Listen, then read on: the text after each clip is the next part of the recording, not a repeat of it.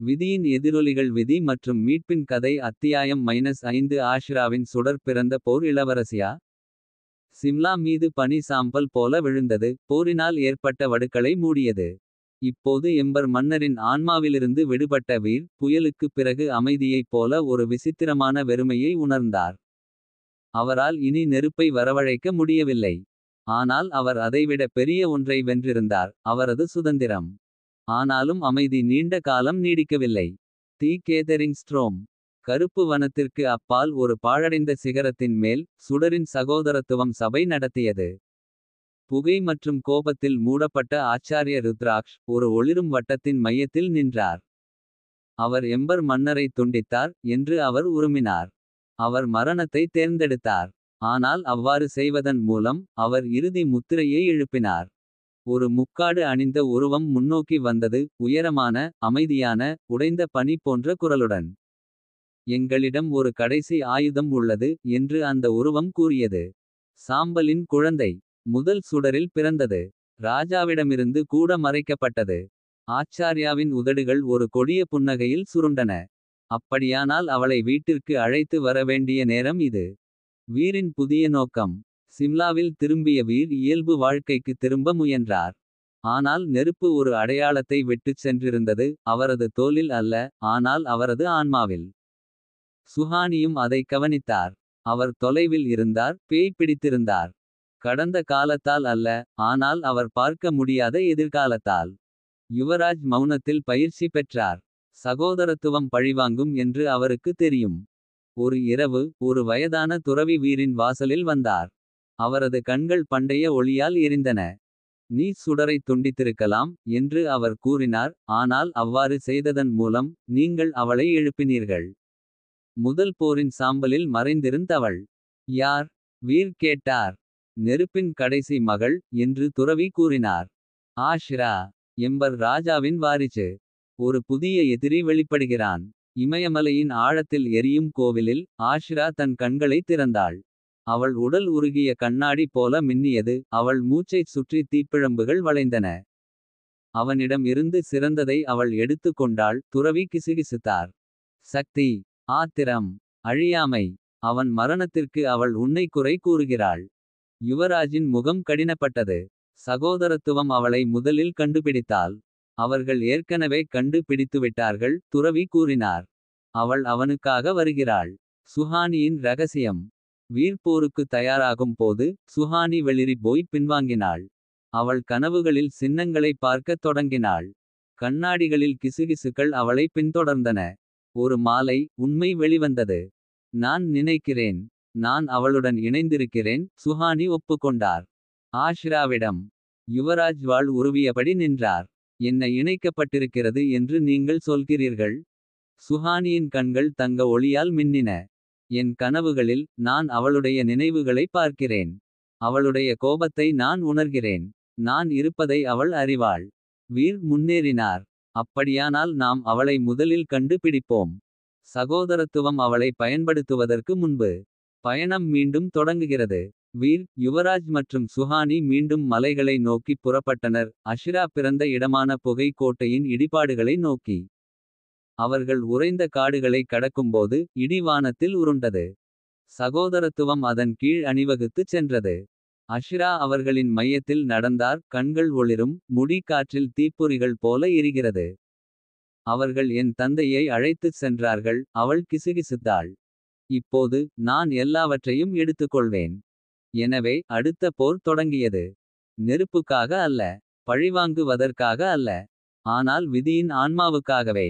வீர், சுஹானி மற்றும் யுவராஜ் ஆகியோர் பனி மூடிய சிகரங்கள் வழியாக அலறினர். சாம்பலுக்கும் ரகசியத்திற்கும் அடியில் புதைக்கப்பட்ட சாம்பலான வேதங்களில் கிசுகிசுக்கப்பட்ட இடம். புகை கோட்டையின் இடிபாடுகளை நெருங்கினர்.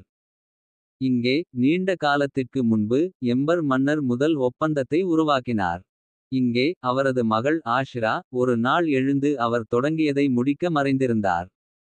ஆஷிராவின் விழிப்புணர்வு.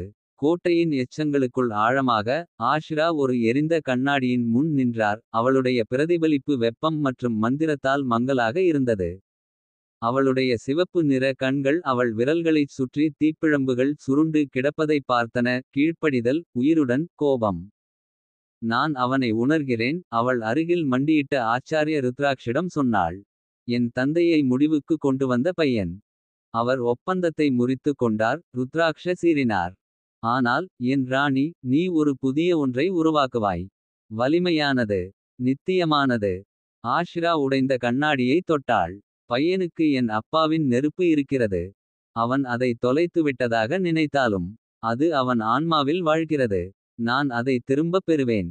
தீமிரர் பாண்ட். இதற்கிடையில் கோட்டைக்கு அருகிலுள்ள பனி மூடிய குகையில் சுஹானி படியின் நடுவில் சரிந்தாள். அவளுடைய கண்கள் அம்பர் நிறத்தில் ஒளிர்ந்தன. வீர் அவளை சரியான நேரத்தில் பிடித்தான். சுஹானி, என்ன நடக்கிறது? நான் அவளை பார்த்தேன். அவள் மூச்சு திணறினாள். ஆஷிரா, அவள் கோபமாக இருக்கிறாள். ஆனால் குழப்பமாக இருக்கிறாள்.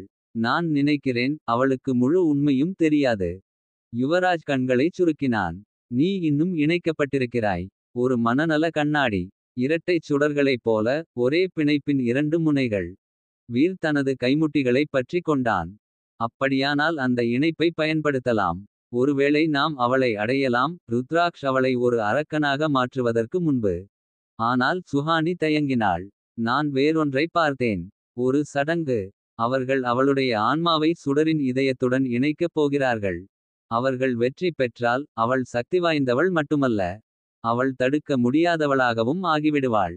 சுடரின் இதயம். சுடரின் இதயம் சகோதரத்துவத்தால் பாதுகாக்கப்பட்ட ஒரு பண்டைய நினைவுச் சின்னம். தெய்வீக நெருப்பால் துடிக்கும் ஒரு உருகிய படிகமாகும். வீரின் மூதாதையர் அதை உடைப்பதற்கு முன்பு அது ஒரு காலத்தில் எம்பர் ராஜாவின் சிம்மாசனத்திற்கு சக்தி அளித்திருந்தது. அஷிரா இப்போது அதன் உடைந்த எச்சங்களுக்கு முன்னால் நின்றார். ருத்ராக்ஷ் அழைக்கும் மந்திரங்களைச் சொல்லத் தொடங்கியதும் இதயம் மீண்டும் உயிர் பெற்றது.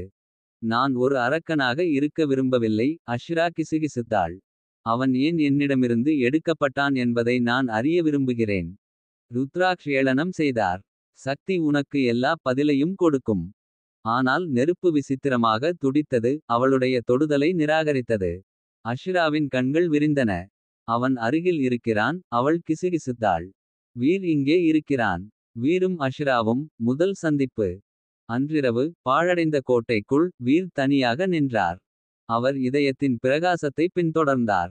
ஆஷிரா நிழல்களிலிருந்து காலடி எடுத்து வைத்தார். ஒரு கிரீடம் போல அவளைச் சுற்றி சுடர் சுழன்றது. நான் இன்னும் எதிர்பார்த்தேன் என்று அவள் குளிர்ச்சியாக சொன்னாள். ஒரு ராஜாவை கொன்ற பையனிடமிருந்து. வீர் அவள் கண்களைச் சந்தித்தார். நான் அவனை கொல்லவில்லை. அவன் என்னுடன் இணையத் தேர்ந்தெடுத்தான். அவன் சுதந்திரமாக இறப்பதை தேர்ந்தெடுத்தான். ஆஷிராவின் கண்கள் நடுங்கின. ஆனால் அவளைச் சுற்றியுள்ள நெருப்பு உயர்ந்தது. பொய்யர். இல்லை. வீர் கிசுகிசுத்தான். அவன் உன்னை நேசித்தான். நான் அதை அவன் நினைவுகளில் பார்த்தேன். சகோதரத்துவத்திலிருந்து உன்னை பாதுகாக்க அவன் உன்னை மறைத்து வைத்திருந்தான். ஆஷிராவின் கை தடுமாறியது. அப்படியானால் நான் ஏன் தனியாக விடப்பட்டேன்? வீர் அருகில் வந்தார். ஏனென்றால் நீ உயிர் வாழும் அளவுக்கு வலிமையானவனாக இருப்பாய். அவனைப் போல ஆகாத அளவுக்கு கருணை உள்ளவனாக இருப்பாய் என்று அவன் நம்பினான். திடீரென்று அவர்களைச் சுற்றி நெருப்பு வெடித்தது. ஆனால் அது அஷிரா அல்ல. ருத்ராக்ஷ் உள்ளே நுழைந்தான். கத்தியை உருவி கண்கள் கோபத்தால் நிறைந்தன. அவள் என்னுடையவள். அவன் கத்தினான். நீ அவளை கருணையால் விஷமாக்க மாட்டாய். யுவராஜும் சுஹானியும் அவன் பின்னால் வெடித்தனர். சகோதரத்துவ கொலையாளிகளுடன் கத்திகள் மோதின. சுடரின் இதயம் மீண்டும் ஒருமுறை விரிசல் அடைந்ததால் இடிபாடுகள் குலுங்கின. ஆஷிரா கோபத்திற்கும் வெளிப்பாட்டிற்கும் இடையில் கிழிந்தாள். நெருப்பு அவளுக்குள் பாய்ந்தது. உருகிய ஒளியின் வெடிப்பில் அவள் மறைந்தாள். பின்விளைவு தூசி படிந்தவுடன் ருத்ராக்ஷ் போய்விட்டாள். ஆஷிரா மறைந்துவிட்டாள். சுடரின் இதயம் எங்கும் காணப்படவில்லை. அவள் நம் எதிரி அல்ல. வீர் மெதுவாகச் சொன்னான். இன்னும் இல்லை. ஆனால் அவள் தன்னை இழந்து கொண்டிருக்கிறாள். சுஹானி எச்சரித்தான். நாம் அவளை விரைவில் அடையவில்லை என்றால் அவள் வந்துவிடுவாள். இரவு வானத்தில் மின்னல் வெடித்தது. சிம்லா மீது ஒரு புதிய புயல் உருவாகியது. மேகங்களோ மழையோ அல்ல. ஆனால் இழந்ததை மீட்டெடுக்க திரும்பும் பண்டைய நெருப்பின் புயல். இப்போது சுடரின் இதயத்தின் துண்டுகளுடன் இணைந்த அஷிரா மலைகளுக்கு மேலே மிதந்தார். அவளுடைய ஒளி அழகு மற்றும் குழப்பத்தின் ஒரு பயங்கரமான கலவையாகும். அவளுடைய கண்கள் சூரியன்களைப் போல எரிந்தன. ஆனால் நெருப்புக்குப் பின்னால் ஆழமான ஏதோ ஒரு மினுமினுப்பு இருந்தது. துக்கம். அவளுடைய துக்கத்தில் உலகம் எரியத் தொடங்கியது. நெருப்பின் கிசுகிசுக்கள் கீழ் முகடுகளுக்கு அருகிலுள்ள கிராமங்கள் விசித்திரமான வெப்ப அலைகளை புகாரளித்தன. ஒரு பெண் தீப்பிழம்புகள் வழியாக நடந்து செல்வதை காயமின்றி பல நூற்றாண்டுகளாக கேட்கப்படாத மொழியில் கிசுகிசுப்பதை கண்டதாக மக்கள் கூறினர். சுஹானி தனது இணைப்பின் மூலம் ஒவ்வொரு அலையையும் உணர்ந்தாள். அவள் தாக்கவில்லை, அவள் வீரிடம் கைகள் நடுங்கினாள். அவள் தேடுகிறாள், உண்மையை தேடுகிறாள், தன் தந்தையின் ஆன்மாவுக்காக. ஆனால் ருத்ராக்ஷ் தன் வலியை கோபமாக திருப்புகிறாள். வீர் கூறினார், அவள் சுடரின் இதயத்தில் எஞ்சியிருப்பதை அவிழ்த்துவிட்டால் அவளுக்கு அமைதி கிடைக்காது, அவள் பேரழிவாகிவிடுவாள். யுவராஜின் கணக்கெடுப்பு. ஒரு காலத்தில் சகோதரத்துவத்தின் கீழ் பயிற்சி பெற்ற யுவராஜுக்கு அறிகுறிகள் தெரியும். அவள் சொல் தாராவின் கோவிலை நோக்கிச் செல்கிறாள் என்று அவர் எச்சரித்தார். இது கடைசி புனித சுடர் சரணாலயங்களில் ஒன்றாகும். அவள் அதை எரித்தால் சமநிலை உடைந்துவிடும். வீர் அவரை பார்த்தார். அவள் அதை அடைவதற்குள் அவளை நிறுத்துவோம். ஆனால் நம்மால் முடியாவிட்டால் என்ன செய்வது? சுஹானி கேட்டார். அவள் இனி காப்பாற்ற விரும்பவில்லை என்றால் என்ன செய்வது? வீரின் குரல் சீராக இருந்தது. அப்போது அவள் யார் என்பதை நான் அவளுக்கு நினைவூட்டுவேன். அது எனக்கு எல்லாவற்றையும் செலவழித்தாலும் கூட. ஆஷிராவின் தாக்குதல். சோல் தாராவின் கோவில் பாறைகளுக்கு மத்தியில் உயர்ந்து நின்றது. நடுநிலைமைக்கு சத்தியம் செய்த துறவிகளால் அதன் நித்திய சுடர் பாதுகாக்கப்பட்டது. மூவரும் வந்ததும் வானம் இருட்டாக இருப்பதையும் மேகங்கள் மேலிருந்து இறங்கும் நெருப்பு தூணுக்காக பிரிந்து செல்வதையும் கண்டார்கள். ஆஷிரா அமைதியாக தரையிறங்கினார். துறவிகள் வணங்கினர், வழிபாட்டில் அல்ல, துக்கத்தில். நான் சாம்பலில் பிறந்தேன், அவள் மெதுவாக சொன்னாள். இப்போது நான் செய்தது போல் எல்லாவற்றையும் இழப்பது எப்படி இருக்கும் என்பதை உலகம் அறியும். வீர் முற்றத்திற்குள் நுழைந்தார். நீ எல்லாவற்றையும் இழக்கவில்லை, ஆஷிரா. இன்னும் இல்லை. அவள் ஆச்சரியத்துடன் திரும்பினாள். நீ மீண்டும். உன் தந்தையின் நினைவுகளை நான் பார்த்தேன், வீர் சொன்னான். நீ ஒரு ஆயுதமாக இருப்பதை அவன் விரும்பவில்லை. நீ சுதந்திரமாக இருக்க வேண்டும் என்று அவன் விரும்பினான். நீ அவனை என்னிடமிருந்து துண்டித்துவிட்டாய்.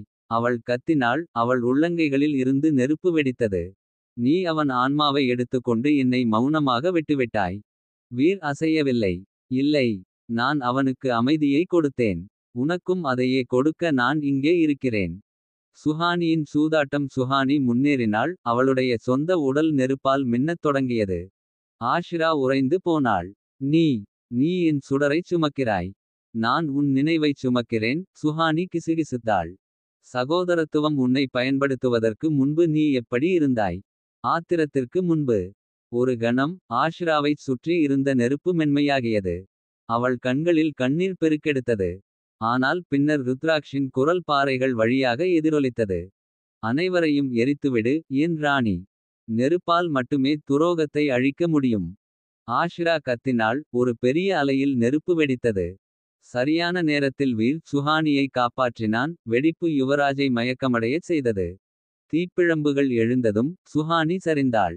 அவள் கண்கள் பிரகாசித்தன. திடீரென்று அவள் மனதை ஆஷிராவுடன் இணைத்தாள். சுடரின் உள்ளே. வெள்ளை நெருப்பு உலகில் சுஹானி ஆஷிராவின் உண்மையான சுயத்துடன் நேருக்கு நேர் நின்றாள். ஒரு பயந்த பெண் எதிரொலிகளின் அறையில் தனியாக. நீ இதைச் செய்ய வேண்டியதில்லை, சுஹானி மெதுவாகச் சொன்னாள். நீ அவர்கள் விரும்புவது போல் ஆக வேண்டியதில்லை. ஆஷிரா கிசுகிசுத்தாள். இனி நான் யார் என்று எனக்கு தெரியவில்லை. நீ சுடரின் மகள், சுஹானி கூறினார். ஆனால் நீ அவளுடைய விதியை மீண்டும் எழுதக்கூடிய ஒருவன். ஆஷிராவின் கண்ணீர் விழுந்தது. தீப்பிழம்புகள் மங்கத் தொடங்கின. ஒரு குறுக்கிடப்பட்ட மீட்பு. ஆஷிரா நிஜ உலகில் தன் கைகளை தாழ்த்தியபோது ஒரு கருப்பு நெருப்பு கத்தி அவள் தோளில் பின்னால் இருந்து துளைத்தது. ருத்ராக்ஷம். உன் சக்தியை நான் பெற முடியாவிட்டால் அவன் சீறி நான் உன்னை அழித்துவிடுவேன் என்று கூறினான். ஆஷிரா கூச்சலிட்டு சரிந்தான். நெருப்பு புயல் உடைந்தது.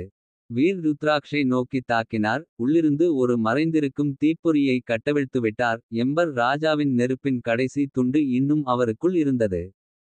வெடிப்பு ருத்ராக்ஷை பாறையின் மீது பறக்கச் செய்தது. ஆனால் சேதம் முடிந்தது. ஆஷிரா மறைந்து கொண்டிருந்தார். சுஹானி ஆஷிராவின் உடலைத் தொட்டு பண்டைய நாக்கில் வார்த்தைகளை கிசுகிசுத்தார். அவள் போகவில்லை, சுஹானி கூறினார். அவள் தன்னைத்தானே மூடிக்கொண்டாள், குழப்பத்தை தடுக்க. வீர் அடிவானத்தை பார்த்தான். அப்படியானால் நாங்கள் அவளை மீண்டும் அழைத்து வருவோம். சரியான நேரம் வரும்போது. யுவராஜ் அவர்கள் பின்னால் நகர்ந்து. இந்த போர் இது இன்னும் முடிவடையவில்லை என்று கிசுகிசுத்தான். நிழல்களில் ஒரு புதிய உருவம் பார்த்தது. வெள்ளி நிறத்தில் போர்த்தப்பட்டு நீல நிறத்தில் ஒளிரும் கண்கள். விதியின் எதிரொலிகள் விதி மற்றும் மீட்பின் கதை அத்தியாயம் -6 தொடரும்.